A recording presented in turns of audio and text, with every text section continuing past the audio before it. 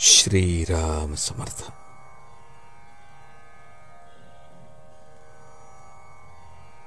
उत्सवामध्ये भगवंताचे प्रेम हाच मुख्य भाग आहे. उत्सवासाठी तुम्हा सर्वांना बरेच कष्ट झाले.